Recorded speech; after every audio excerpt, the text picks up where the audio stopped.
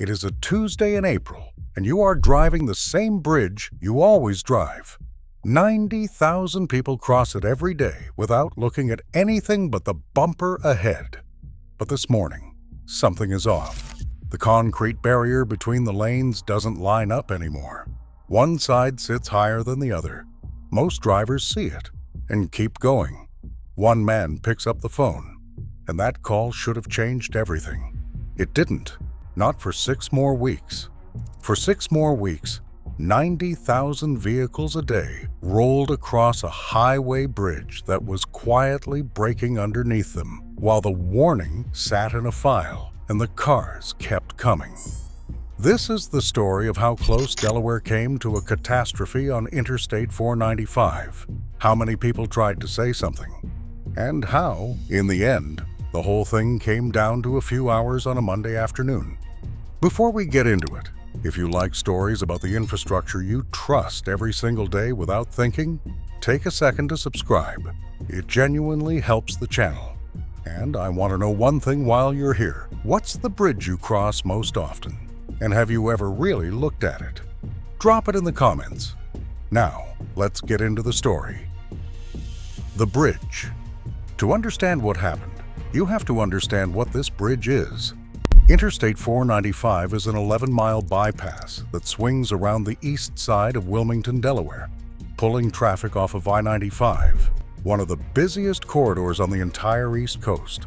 Where it crosses the Christina River, the highway rises onto a bridge nearly a mile long, 4,800 feet of elevated concrete completed back in 1974, standing on rows of support columns sunk into the soft, wet ground of a river floodplain. 90,000 vehicles a day, commuters, long-haul trucks, families heading up and down the eastern seaboard. And here is the detail that matters most. When inspectors had last examined the bridge, in October of 2012, they found nothing wrong with it. By every official measure, this was a healthy bridge. The paperwork said so.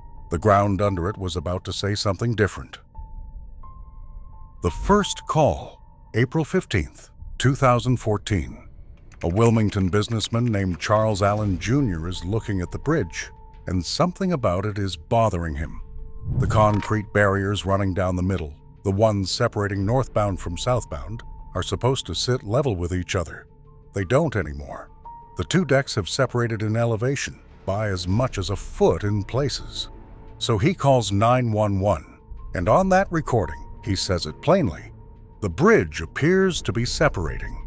Think about what that call is. A regular citizen, no engineering degree required, looking at a piece of interstate highway and correctly diagnosing a structural failure in progress. His observation, officials would later admit, was spot on. Here is what happened next. An assistant supervisor did a drive-by that evening and did notice a separation between the decks. An inspector, a consultant working for the state, went out the following day, and he reported nothing out of the ordinary. Case closed.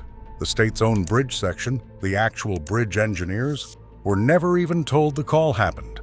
And so the bridge stayed open through the rest of April, through all of May. 90,000 vehicles a day, every day, across a structure that a man on the phone had already told them was coming apart. The engineers who weren't looking for it. What saved this bridge in the end was a coincidence. In late May, a crew of geotechnical engineers from a firm called Duffield Associates was working near the river on a completely unrelated project, a pipeline job. Foundation specialists, the exact kind of people trained to read what soil is doing. And as they worked, they noticed something in the ground near the bridge. Cracks in the soil. Long ones, wide ones, deep ones. The signature of a failure happening below the surface, where nobody could see it. Then they looked up, and the columns holding the interstate over their heads were not standing straight. One of those engineers, Dave Charles, sent emails to a state transportation employee around 6 in the evening on Thursday, May 29th, with photos attached. Piers tilting. This was no longer a citizen's hunch. This was a foundation engineer, on site, with pictures. You would expect sirens. Instead, You got an email chain. One state bridge engineer wrote to a colleague that it would be worthwhile to have a team stop by the bridge the next day and check it out. The reply: he and an inspection engineer would be in the area sometime within the next week, and they'd take a look then, sometime within the next week, for a bridge with tilting columns and 90,000 vehicles a day on its back. The second driver. The very next day, Friday, May 30th, another driver called 911.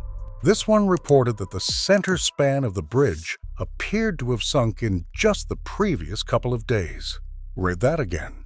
The bridge was now moving fast enough that a person driving over it could tell it had changed since their last trip. The dispatcher who took that call didn't alert the bridge engineers. Instead, a motorist assistance patrol driver, the person whose job is helping stranded cars, was sent to check on a failing interstate bridge. He reported back that he didn't find anything wrong. That was the third warning. A businessman in April, an engineer with photographs on Thursday, a driver on Friday. 3 separate people, 3 separate channels, all describing the same dying bridge, and the cars kept rolling all weekend. The Monday morning, June 2nd, an inspection crew finally goes out to the bridge. That same morning, one of the state's own equipment operators independently reports that the concrete barrier on the road surface has shifted. Now, at last, the right people are standing under the bridge with instruments, and what they find ends the debate in an instant. 4 pairs of support columns on the south bank of the river are tilting, leaning as much as 4% out of vertical. On the worst pier, the top of the column sits roughly 2 feet out of line with its own base. Up on the road, the difference between the 2 decks has grown to about 18 inches. The concrete bases holding those columns have fractured. This bridge is not deteriorating. It is failing. The bridge engineer reviews the data and the photographs and makes the only call there is to make. At 6 p.m. that evening, Interstate 495 is shut down. Both directions. Completely. From first boots on site to full closure. A matter of hours. The state's transportation secretary, Shailen Bhatt, would describe the situation as the highest possible alarm for a transportation system, and he was not exaggerating. After 6 weeks of warnings going nowhere, the actual decision, once someone finally looked, took an afternoon. The dirt. So what does that to a healthy, properly maintained 40-year-old interstate bridge? Not corrosion. Not a design flaw, not age, dirt. Investigators found that a contractor had stockpiled an enormous mound of soil, estimated at around 50,000 tons and piled roughly 50 feet high, on land right next to the bridge's support columns. No one had gotten the state's permission. The transportation department didn't know it was there. And here is the brutal physics of it. The bridge stands on a floodplain, on soft, compressible marine sediment. 50,000 tons is like parking a loaded cargo ship next to the foundations. All that weight squeezed the soft soil sideways and down, and the moving earth shoved against the buried pilings, cracked the concrete footers, and slowly pushed the columns out of plumb. Exactly the underground failure those Duffield engineers had read in the cracked ground. The Federal Highway Administration later concluded the bridge itself had been properly built, maintained, and inspected, and that there was essentially nothing the state could have done to anticipate this. The bridge didn't fail. It was broken from the outside by a pile of dirt nobody was supposed to put there. The race, what followed, was one of the fastest emergency bridge repairs in recent American history. Crews worked around the clock in 12-hour shifts. They hauled the dirt mountain away. They drilled new supports down to bedrock, built temporary jacking towers, and used hydraulic jacks to lift and re-level a 400-foot section of interstate highway hanging in the air. Meanwhile, 90,000 displaced vehicles a day crushed into downtown Wilmington on Interstate 95. Commuters reported trips taking 3 times as long. The state restriped Interstate 95 to add a lane just to cope. Washington rushed in emergency money. and the repair bill climbed from an initial estimate of $20 million to roughly $40 million and beyond. 59 days after the closure, the southbound span reopened. 3 weeks later, engineers parked 3 fully loaded trucks on the repaired northbound side, watched the sensors hold steady, and opened that too. The state eventually sued the companies connected to the dirt pile for $89 million, a case that settled years later. And the state, to its credit, owned the failure. An internal report laid out every missed opportunity: the April call, the ignored engineer, the Friday driver, in black and white. The transportation secretary said it plainly. That's a miss by us.